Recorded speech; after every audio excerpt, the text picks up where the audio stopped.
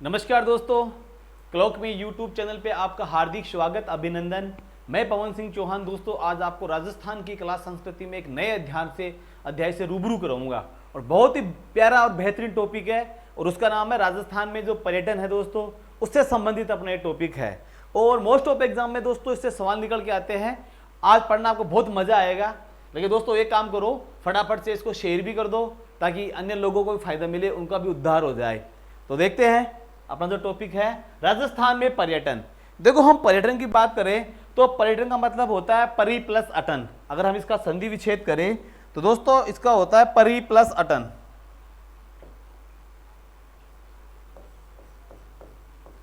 परि प्लस अटन, परि प्लस अटन मतलब भ्रमण करना, भ्रमण करना, घूमना।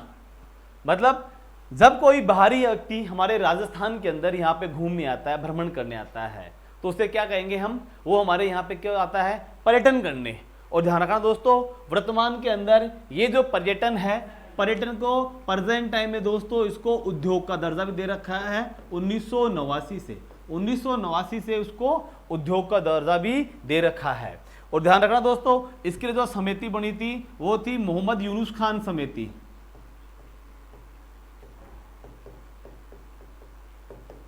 मोहम्मद यूनुस खान समिति। इसकी अनुशंसा के आधार पे क्या हुआ था कि अपना जो पर्यटन था इसको उद्योग का दर्जा दिया गया। और बोला उद्योग भी कैसा? बोला निर्धूम उद्योग, निर्धूम उद्योग, धुआं रहित उद्योग, प्रदूषण रहित उद्योग। कौन सा? आपका पर्यटन उद्योग। अगर हम बात करें वर्तमान के अंदर राजस्थान के अंदर अगर कोई सर्वाधिक संभावना वाला उद्योग है तो भी वो कौन सा आपका दोस्तों? वो भी आपका पर्यटन उद्योग ही है। तो अब इसके बारे में हम देखते हैं जो हमारे जो इंपॉर्टेंट फैक्ट वगैरह है इसके बारे में क्या क्या है। और पहला है, देखो 1993 में तत्कालीन निदेशक ललित के पंवार, निदेशक मतलब आपका जो आरटीडीसी का जो निदेशक था, उसने क्या इसका स्लोगन दिया कि पधारो म्हारे देश। क्या था भाई? पधारो म्हारे देश। राजस्थान में जो पर्यटन का जो आदर्श वाक्य था वो क्या था? पधारो म्हारे देश। और दोस्तों किसके द्वारा दिया गया था? ये दिया गया था आपका ललित के पंवार। ललित के पंवार दोस्तों, ललित के पंवार वही है जो एक बार आईटीडीसी के अध्यक्ष रह चुके। इसके अलावा राजस्थान में जो आरपीएससी है, राजस्थान राज्य लोक सेवा आयोग है, उसके भी अध्यक्ष रह चुके, है ना। तो ये ही है ललित के पंवार। इन्होंने पधारो म्हारा देश, म्हारे देश, इसका क्या दिया? इन्होंने ये स्लोगन दिया, जिसे 2008 में बदल दिया गया और क्या कर दिया? कलरफुल राजस्थान कर दिया इसको। क्या कर दिया भाई? कलरफुल राजस्थान, रंग बिरंगा राजस्थान। 2008 में इसको क्या कर दिया? कलरफुल राजस्थान कर दिया। पधारो हमारा देश से इसको करके कर दिया कलरफुल राजस्थान कर दिया। और कब किया इसको? 2008 में कर दिया। लेकिन दोस्तों फिर 2019 में जाके अशोक गहलोत सरकार के अंदर वापस इसको चेंज कर दिया गया और क्या कर दिया? पधारो म्हारे देश, पधारो म्हारे देश। तो वर्तमान में जो इसका जो स्लोगन है वो क्या है दोस्तों? पधारो म्हारे देश। पहले भी यही था, 20 के अंदर आ गया था कलरफुल राजस्थान, लेकिन वर्तमान में भी क्या है? पधारो म्हारे देश। ये हमारा क्या है? राजस्थान का आरटीडीसी का क्या हो गया? ये यहाँ का स्लोगन हो गया। अब देखो अंग्रेजी में राजस्थान, अंग्रेजी में राजस्थान का क्या है? In the credible state of India लिखा है। क्या लिखा है? Rajasthan in the credible state of India. और हिंदी में क्या लिखा हुआ है? राजस्थान भारत का अतुल्य राज्य। दोस्तों ध्यान देने योग्य चीज है, राजस्थान भारत का अतुल्य राज्य। ये इसकी क्या हो गई? टैगलाइन हो गई।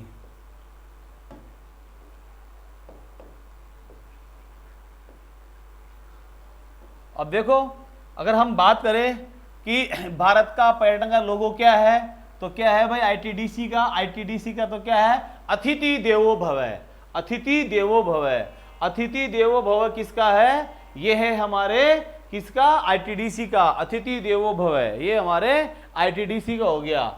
अब देखो राजस्थान पर्यटन विभाग का जो पंचवाक्य है वो क्या है? राजस्थान भारत का अतुल्य राज्य है। अभी हमने चर्चा की थी, राजस्थान भारत का अतुल्य राज्य। और ध्यान रखना, मोहम्मद यूनुस खान समिति की सिफारिश के आधार पर 4 मार्च 1989 को पर्यटन को क्या दिया गया दोस्तों? उद्योग का दर्जा। जैसे अभी हमने इसकी चर्चा भी की थी कि 1989 में मोहम्मद यूनुस खान समिति की अनुशंसा के आधार पर पर्यटन को क्या कर दिया, उद्योग का दर्जा दे दिया। क्या दे दिया दोस्तों, उद्योग का दर्जा दे दिया।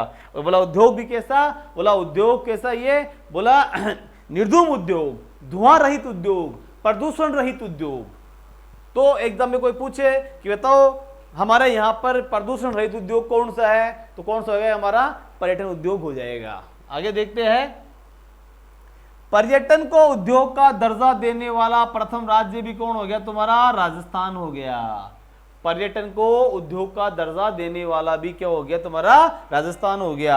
और पर्यटन उद्योग भारत का सबसे बड़ा विदेशी मुद्रा अर्जित करने वाला उद्योग है। ध्यान रखना, पर्यटन उद्योग क्या हो गया, सर्वाधिक विदेशी मुद्रा अर्जित करने वाला क्या हो गया दोस्तों, उद्योग हो गया। अब हम बात करते हैं कि भाई राजस्थान के अंदर सर्वाधिक जो विदेशी पर्यटक है, सर्वाधिक विदेशी जो पर्यटक है वो कहां से आते हैं। तो एग्जाम में कई बार आप पूछता है कि बताओ राजस्थान के अंदर सर्वाधिक जो विदेशी पर्यटक है वो कहां से आते हैं। तो दोस्तों इस फैक्ट को थोड़ा आपको ध्यान रखना है। क्या ध्यान रखना है, देखो राजस्थान में सर्वाधिक विदेशी पर्यटक पहला तो कौन सा है, फ्रांस। पहला फ्रांस, दूसरा हो गया ब्रिटेन यूके, तीसरा हो गया संयुक्त राज्य अमेरिका यूएसए। तो सर्वाधिक पर्यटक तो हमारे फ्रांस से आते हैं, दूसरे हमारे कहां से आते हैं, यूके से आते हैं, और थर्ड स्थान पे कहां से आते हैं दोस्तों, अमेरिका से आते हैं, यूएसए से आते हैं। ये तो हमारे हो गए दोस्तों यहाँ पर विदेशी पर्यटक। लेकिन जब हम बात करें कि यहाँ पर जो देशी पर्यटक है, देशी पर्यटक कहां से आते हैं, तो देखो पहले एक बार देखते हम कि हमारे कौन से महीने में तो सर्वाधिक पर्यटक आते हैं और कौन से में न्यूनतम आते हैं। तो देखो राजस्थान में सर्वाधिक विदेशी पर्यटक कब आते हैं भाई, नवंबर के महीने में, और न्यूनतम कब आते हैं, जून के अंदर। ध्यान रखना दोस्तों, राजस्थान के अंदर नवंबर में कड़ाके की सर्दी पड़ना स्टार्ट हो जाती है और विदेशी पर्यटकों को ऐसा माहौल अच्छा लगता है, इसीलिए क्या करते हैं वो नवंबर उनका पसंदीदा क्या हो गया, मंथ हो गया। इसमें सर्वाधिक हमारे यहाँ पे क्या आते हैं, पर्यटक आते हैं। और हमारे यहाँ पे गर्मी भी बहुत ज्यादा पड़ती है, आंधियां चलती है, तूफान आते हैं, भीषण गर्मी पड़ती है, टेम्परेचर 45, 47, 48 तक पहुंच जाता है। तो ऐसी स्थिति में दोस्तों हमारे यहाँ पर विदेशी जो पर्यटक है उनकी संख्या भी आना कम हो जाती है।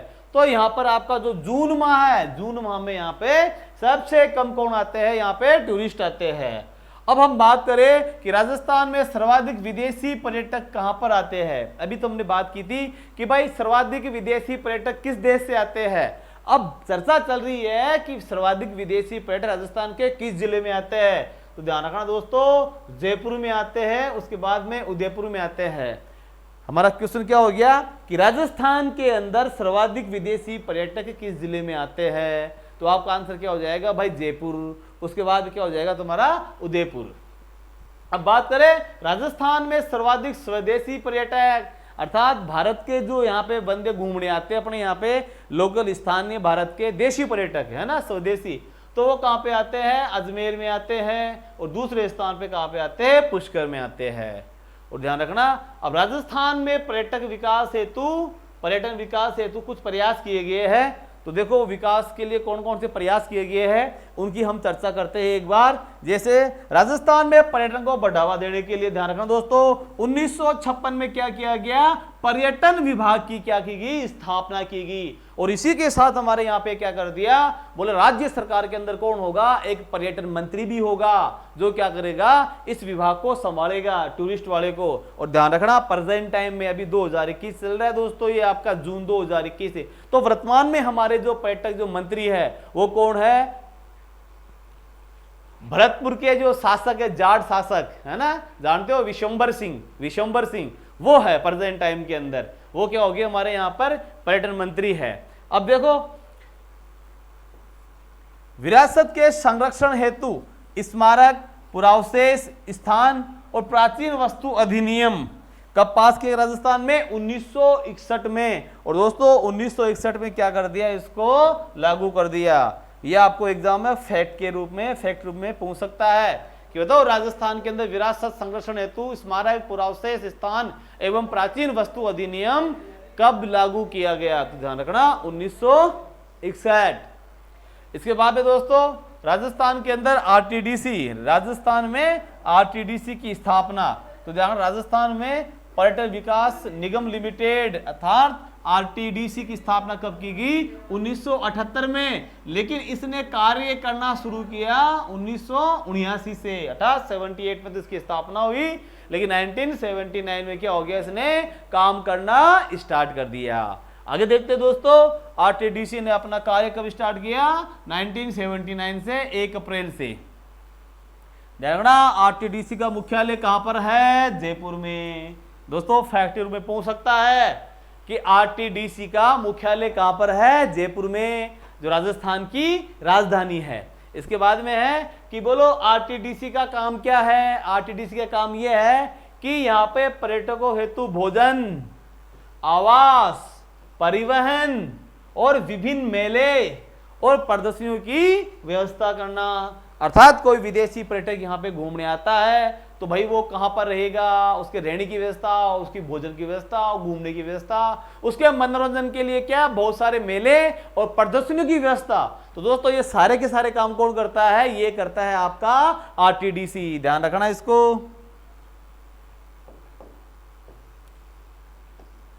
1965 में राजस्थान सरकार द्वारा राजस्थान राज्य होटल निगम लिमिटेड की क्या की गई? स्थापना की गई। ये कब की गई दोस्तों? 1965 के अंदर।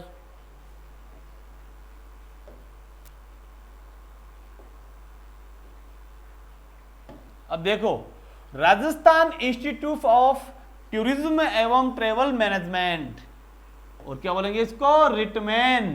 क्या बोलेंगे इसको? रिटमैन। तो बोला इसकी स्थापना कब हुई? 29 अक्टूबर 1996 के अंदर।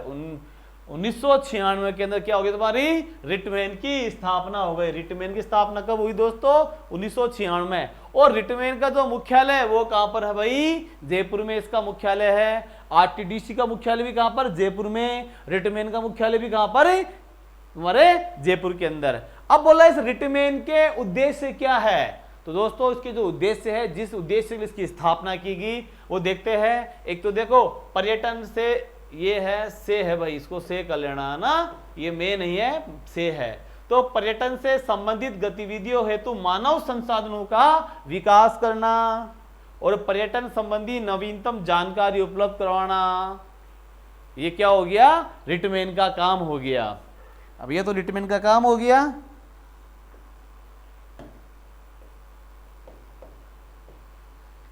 देखो दोस्तों, इसके बाद में भारतीय पर्यटन वित्त निगम लिमिटेड, TFCI, भारतीय पर्यटन वित्त निगम लिमिटेड, इसकी स्थापना कब हुई थी? 1989 में हुई थी। फिर है centre of excellence for tourism training, और इसका जो मुख्यालय है वो कहां पे स्थापित किया जा रहा है दोस्तों? उदयपुर के अंदर। अभी ये जो आपका जो केट है इसकी स्थापना उदयपुर में की जा रही है, ध्यान रखना, अभी स्थापित नहीं हुआ है ना। तो इसका जो मुख्यालय कहाँ हो गया? उदयपुर में। उदयपुर में बनेगा ये। और काम क्या है भाई यहाँ पर? क्या होगा? बोले आप पर्यटन और आतिथ्य में विश्व स्तरीय प्रशिक्षण के लिए स्थापित किया जा रहा है। ध्यान रखना, यहाँ पर हमारे जो गेस्ट आते हैं, विदेशी जो मेहमान आते हैं, उनके लिए क्या और उनको कैसे हैंडल करना है, इन चीजों की ट्रेनिंग देना, नवाचार को अपनाना, ये सब चीजें कहाँ पे होगी? आपके केट उदयपुर के अंदर इनकी ट्रेनिंग होगी। इसके बाद देख लो, पर्यटन के क्षेत्र में मानव संसाधन विकास हेतु संचालित कुछ यहाँ पे प्रशिक्षण संस्थान है, कुछ ट्रेनिंग सेंटर भी है। तो देखिए कहाँ कहाँ पर है? एक तो आपका होटल प्रबंध संस्थान कहाँ पर है? ये जोधपुर में। फूड क्राफ्ट संस्थान अजमेर में। फूड क्राफ्ट संस्थान सुमेरपुर पाली में। इसके बाद में है राज्य होटल प्रबंधन संस्थान, ये तुम्हारा उदयपुर के अंदर है। तो दोस्तों ये तो हमारे यहाँ पे क्या थे? कुछ यहाँ पर संस्थान थे जो पर्यटन को बढ़ावा देने के लिए, नवाचार अपनाने के लिए यहाँ पे क्या होती है? ट्रेनिंग दी जाती है, और जो आधुनिक जो तकनीकियां है उनका यहाँ पे यूज किया जाता है, और उसको पर्यटकों को आकर्षित कैसे किया जाए, है ना, उनको कैसे सेटिस्फाई किया जाए, विश्व के देशों ने इसको क्या क्या अपनाया है, उन सब नवाचारों का यहाँ पे अध्ययन भी होता है, और यहाँ पे उनका ट्रेनिंग सेंटर भी है। अब देखते हैं हम हेरिटेज होटल। दोस्तों हेरिटेज होटल योजना है, पहली बात तो ये 1991 में चल रही है, 1991 से चल रही है, ध्यान रखना।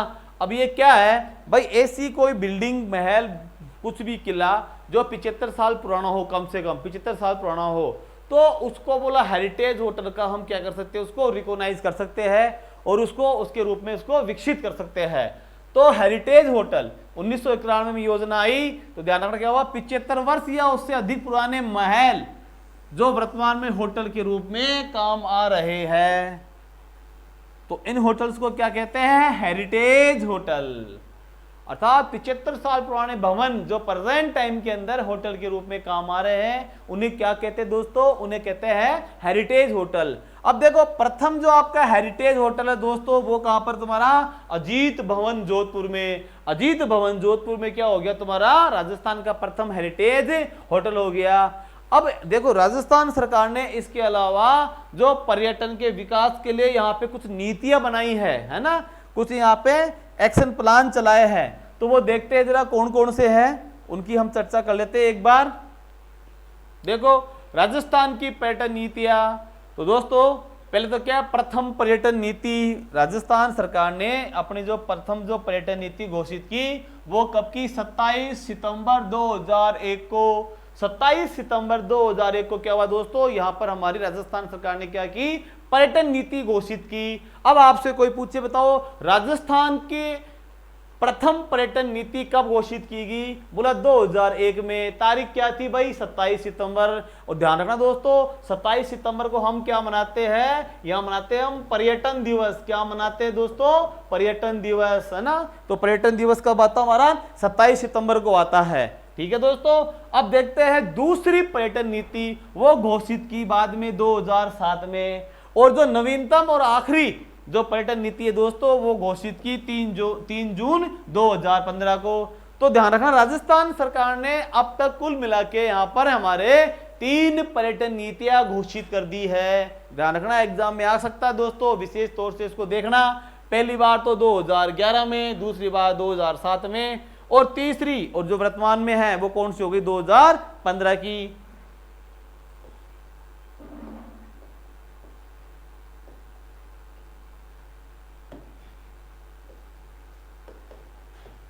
अब देखो पर्यटन विकास हेतु कार्यक्रम जो हमारे कौन कौन चल रहे हैं, तो पहला तो है पर्यटक स्थलों का विकास एवं संरक्षण।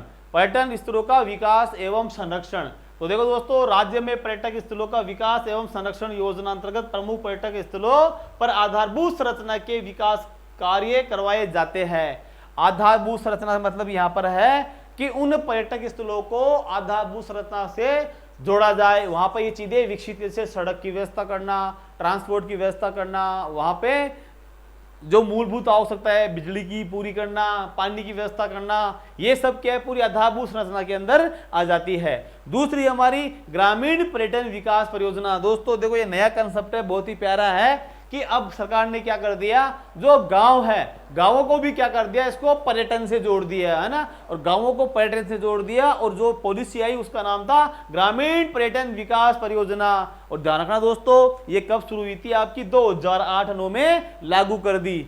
अब इसके कुछ फैक्ट है, ये जो आपका ग्रामीण पर्यटन विकास परियोजना है इसके कुछ फैक्ट है दोस्तों। फैक्ट में से यहाँ पे अक्सर सवाल बन जाते हैं। अब देखते हैं सवाल कैसे बनते भाई। देखो इस योजना के तहत टोडा राय, ये राम सिंह नहीं है भाई, ये राय सिंह है, टोडा राय सिंह टोंक, कहां पड़ता है ये टोंक, एवं कुलधरा खाबा जैसलमेर को पायलट प्रोजेक्ट के रूप में चिन्हित किया गया है। ध्यान रखना पायलट प्रोजेक्ट के रूप में आपका टोडा राय सिंह टोंकवाड़ा और कुलधरा खाबा जैसलमेर का, इनको प्रोजेक्ट पायलट में क्या किया गया, चिन्हित किया गया। फिर क्या हुआ 2009-10 में ग्रामीण क्षेत्र पर्यटन को बढ़ावा देने हेतु 3 ग्रामीण क्षेत्र, कौन कौन से, सामोद, सामोद कहां पड़ता भाई, जयपुर में, नीमराणा कहां पड़ता है, अलवर में, और फिर है मोलेला, ये है मोलेला, है मोलेला गांव, ये तुम्हारा राजसमंद के अंदर है ना। तो इनका चयन किया गया। और ध्यान रखना वर्तमान में ग्रामीण क्षेत्रों में बुनियादी ढांचे के विकास हेतु विभिन्न कार्यक्रम आयोजित करवाए जा रहे हैं।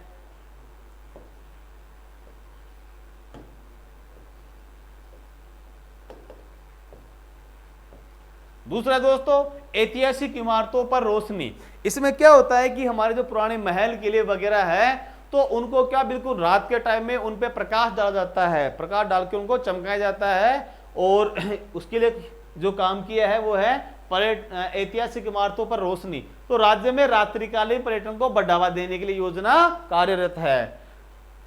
और चौथा आपका पर्यटन प्रचार प्रसार एवं विपणन। इसमें क्या है भाई, राज्य में पर्यटक स्थलों की जानकारी उपलब्ध कराने एवं पर्यटकों को राज्य में आगमन हेतु आकर्षित करने के लिए विभिन्न माध्यमों से पर्यटन प्रचार प्रसार किया जा रहा है। पांचवा है आपका राजस्थान फिल्म शूटिंग रेगुलेशन 2016। हमारे राजस्थान के अंदर यहाँ पर क्या बहुत बड़ा मरुस्थल है, पहाड़ है, अरावली खुला मैदान है, तो यहाँ पर बहुत सारे किले भी है। तो यहाँ पर फिल्मों को शूटिंग करने के लिए भी उपयुक्त यहाँ पर क्या है, अवसर यहाँ पे खोजे जा सकते हैं, इनका यहाँ पे यूज हो सकता है। इसीलिए राजस्थान सरकार ने क्या कर दिया, इसको पर्यटन से जोड़ के भाई राजस्थान में अधिकतम क्या हो, यहाँ पे शूटिंग हो और आई हो। इसलिए क्या कर दिया, 2016 में Rajasthan film shooting regulation act पास किया है। और क्यों किया है, राज्य में फिल्म पर्यटन को बढ़ावा देने के लिए। इसके बाद दोस्तों छठवा है लाइट एंड साउंड शो। इसमें क्या होता है कि जो आपकी जो प्राचीन इमारतें हैं वहां पे क्या होता है, लाइट एंड शो के द्वारा उसके पूरा हिस्टोरिकल समझाया जाता है, उसके पूरा इतिहास बताया जाता है, पूरा उसका चरित्र चित्रण किया जाता है रात के समय। तो देखो लाइट एंड साउंड शो कहाँ कहाँ चल रहे हैं। एक तो आपका आमेर फोर्ट में चल रहा है दोस्तों, कुंभलगढ़ दुर्ग में चल रहा है, चित्तौड़गढ़ दुर्ग में चल रहा है, इन 3 जगह चल रहा है, आमेर फोर्ट, कुंभलगढ़ दुर्ग और आपका चित्तौड़गढ़ दुर्ग। इसके बाद में है कि आपका जो स्वामी विवेकानंद जी थे, तो उनके संदेश को प्रचारित करने हेतु उनके जीवन पर आधारित sound and light show Ajit संग्रहालय फतेह विलास खेतड़ी झुंझुनू में विकसित किया जा रहा है। ये नवीनतम है। और ध्यान रखना, आमेर पैलेस और अल्बर्ट हॉल में क्या कर दिया भाई, रात्रिकालीन बाजार शुरू कर दिया, ताकि यहाँ पे क्या हो जाए, रात्रिकालीन पर्यटन को क्या मिले, बढ़ावा मिले। आमेर पैलेस अर्थात आमेर महल, अल्बर्ट हॉल में क्या कर दिया भाई, रात्रिकालीन पर्यटन बाजार शुरू कर दिया है। सातवां है देवस्थान विभाग राजस्थान की तीर्थ यात्रा योजनाएं।